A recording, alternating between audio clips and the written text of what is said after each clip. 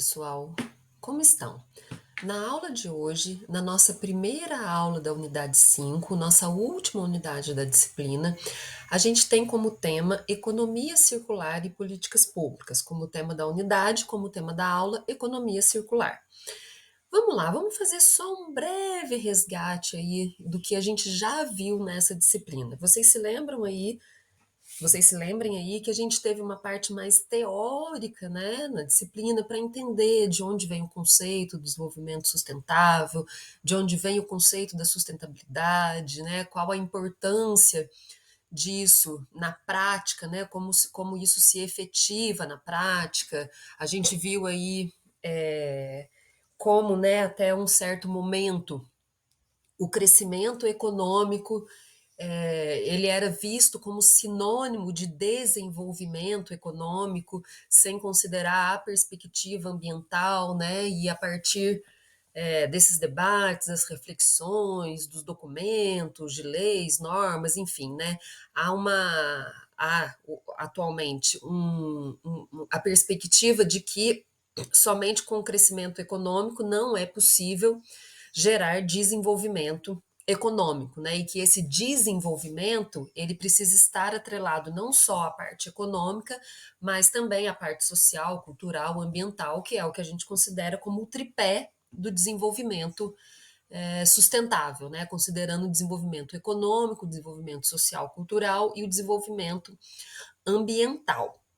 A gente viu aí como as empresas atuam na prática através de práticas de sustentabilidade, né, como o ecodesign, por exemplo, né, como essa gestão da cadeia de suprimentos ela pode ser feita, ela deve ser feita a partir da perspectiva da sustentabilidade e a partir da aula de hoje a gente começa a ver, né, a gente vai ver a economia circular, o que é que a gente entende como economia circular, que está muito ligado a toda essa prática aí das organizações que vem dessa reflexão, que vem desse debate sobre desenvolvimento sustentável, e vamos ver também como o campo das políticas públicas, como esse campo atua na perspectiva do desenvolvimento sustentável. Então vamos lá, olhem só, algumas considerações aqui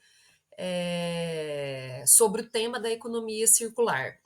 Tem a notícia aí, né, do Plano Ambiental das Nações Unidas, de que o uso inteligente e sustentável dos recursos naturais pode injetar 8,8 trilhões na economia mundial até 2050, ou seja, essa perspectiva de produção sustentável, produção ambientalmente sustentável, ela não é uma perspectiva somente de conservação e preservação dos recursos ambientais, ela é uma perspectiva econômica também, ela é uma perspectiva que gera, né, gera e aumenta os recursos financeiros na economia. De acordo com estimativas, a população mundial deve crescer 28% até 2050, e isso irá gerar um aumento significativo no consumo de recursos. Então, a gente vê, pessoal, esse eu acho que é um tema muito importante, interessante da gente avaliar que essa noção, esse debate, essa reflexão sobre a necessidade de conservação dos recursos naturais, além dessa perspectiva de que os recursos naturais não são finitos, não é? Ou seja, a gente precisa cuidar, a gente precisa gerir, a gente precisa preservar, porque senão eles vão acabar, e se acabar, nós acabamos também como humanidade.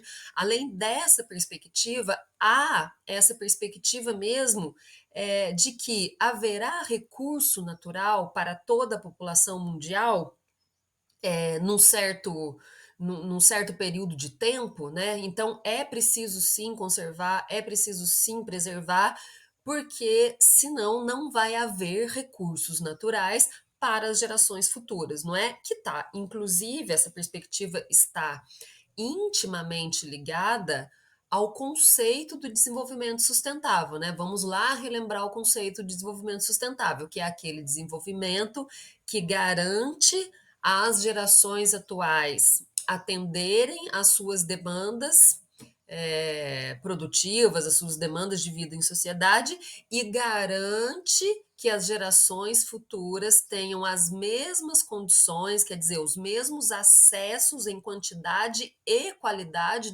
aos recursos naturais, para elas garantirem a a sua sobrevivência, não é? Então vamos lá, considerando, né, isso tudo que eu falei, fazendo melhor uso dos recursos naturais do planeta, é possível injetar mais dinheiro na economia para criar empregos e aprimorar os meios de subsistência, que é isso, né, que a gente já comentou.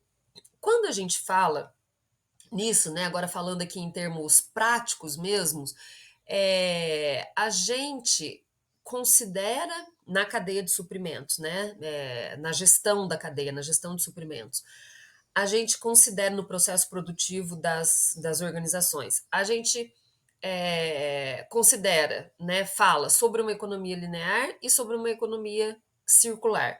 A economia linear, ela está muito ligada a essa perspectiva produtivista capitalista que nós falamos lá nas primeiras unidades, né? Sem se preocupar com a questão ambiental. Então a gente está querendo dizer o quê? Sem se preocupar com reutilização, reciclagem, uso parcimonioso dos recursos naturais, investimento em tecnologias sustentáveis e verdes, investimento em otimização do uso dos recursos, enfim, na economia linear a gente não tem esse tipo de preocupação, né? Então, olhem só esse esquema, né? Tem lá os recursos naturais que se transformam em matéria-prima, que vão passar pelo processo produtivo nas indústrias, né? Que esses produtos serão distribuídos, né? Os consumidores farão esse uso e descartarão esse produto sem essa noção